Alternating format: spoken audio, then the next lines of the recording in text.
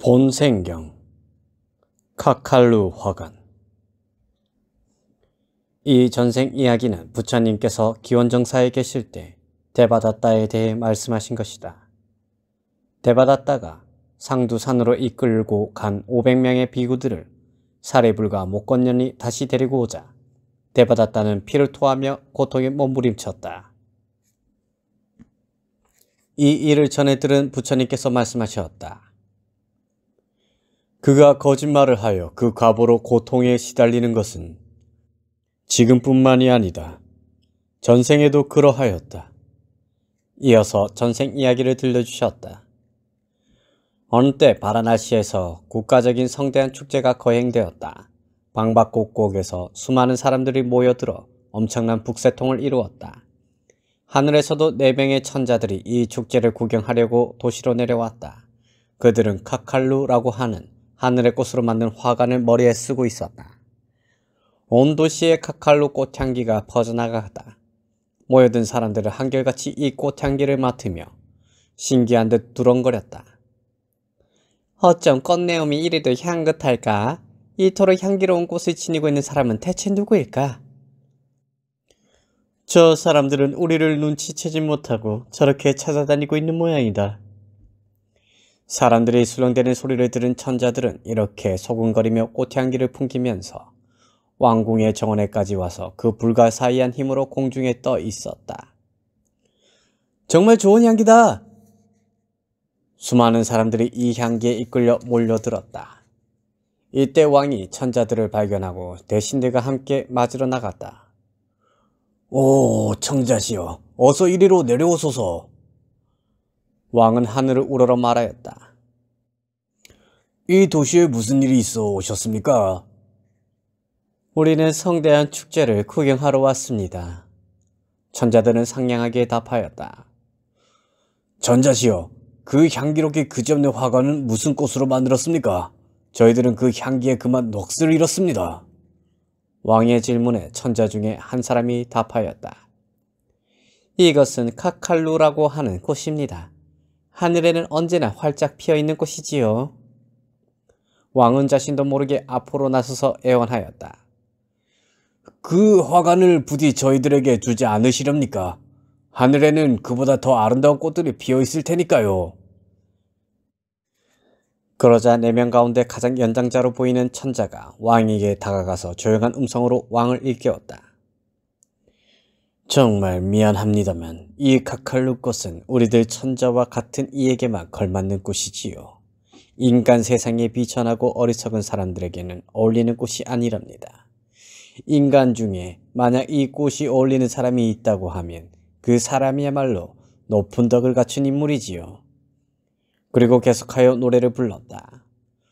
훔치지 않고 거짓말하지 않으며 영예를 얻어도 거만하지 않은 그런 사람만이 이 꽃으로 자신의 몸을 장식할 수 있답니다.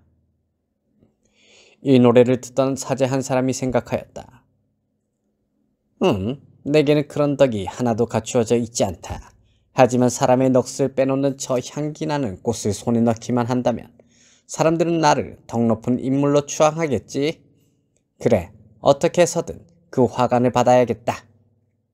그러자 그는 천자에게 다가가서 말하였다. 제 입으로 말하는 것이 송구스러운 일입니다만 제게는 그런 덕이 갖추어져 있습니다. 그러자 천자는 그 말을 듣고 화관을 공손히 그의 머리에 씌워주었다.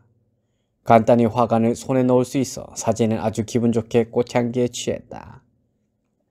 이어서 2번째 천자가 노래를 불렀다.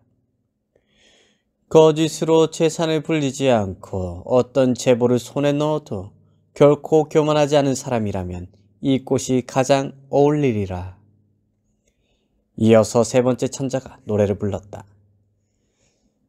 신신 깊고 탐욕스럽지 않으며 타인을 생각할 줄 아는 사람, 그런 사람만이 이 꽃으로 온몸을 장식할 수 있으리. 그리고 마지막으로 4번째 천자가 노래를 불렀다. 음으로 양으로 타인을 돕고 선량하여 말과 행위가 어긋나지 않는 그런 사람만이 이 꽃으로 온몸을 장식할 수 있으리. 천자들이 노래를 모두 부르고 나자 사제가 나아가 말하였다.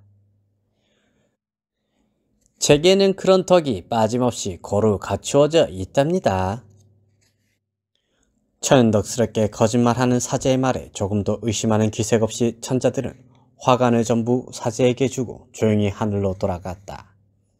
한편 천자들이 떠나가자마자 화관에 파묻혀 있던 사제에게 격렬한 통증이 찾아왔다. 마치 칼로 머리를 찌르는 듯 쇠고랑으로 머리를 옥죄는 듯한 통증에 금방이라도 머리가 빠개지는 것만 같았다.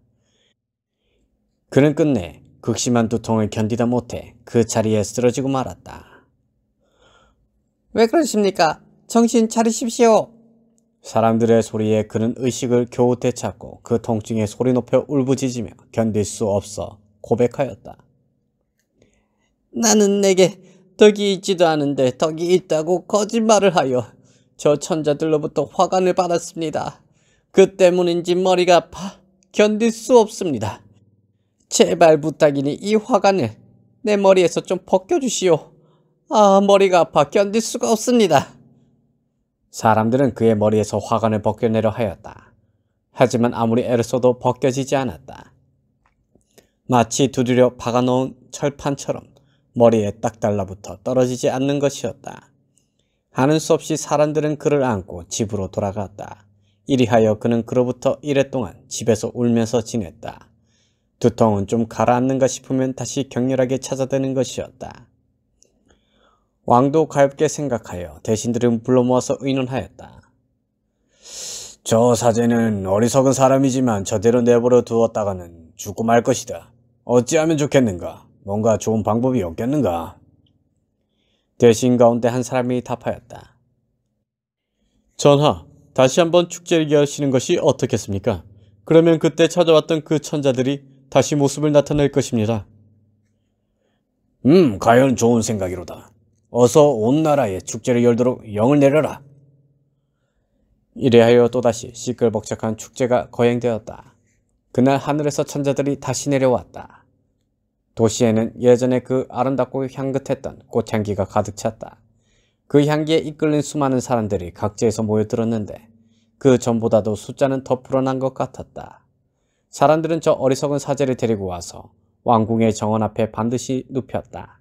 사제는 바짝 야인 채 울면서 하소연하였다. 제발 이 화관을 벗겨주세요. 제발 제 목숨을 살려주십시오. 이 꽃은 그대 같은 사람에게 어울리지 않는 것이었군요. 그대는 우리를 속였다고 생각했겠지만 속이거나 거짓말을 하거나 하면 반드시 그 가부를 받게 되는 것이지요. 나이가 가장 많은 천자가 이렇게 타이른 뒤에 수많은 사람들 앞에서 그의 머리에 얹혀진 카칼로 화관을 벗겨주었다. 그런 뒤 천자들은 몰려든 사람들에게 가르침을 설하고 나서 다시 하늘로 돌아갔다. 부처님께서 이렇게 전생 이야기를 마치신 뒤에 이어서 말씀하셨다. 그때 그 사제는 지금의 저 대받았다요. 첫 번째 천자는 나였으며 두 번째 천자는 가섭, 세 번째 천자는 목권년, 네 번째 천자는 사리불이었느니라. 자따까 326번 카칼루 화관을 마칩니다.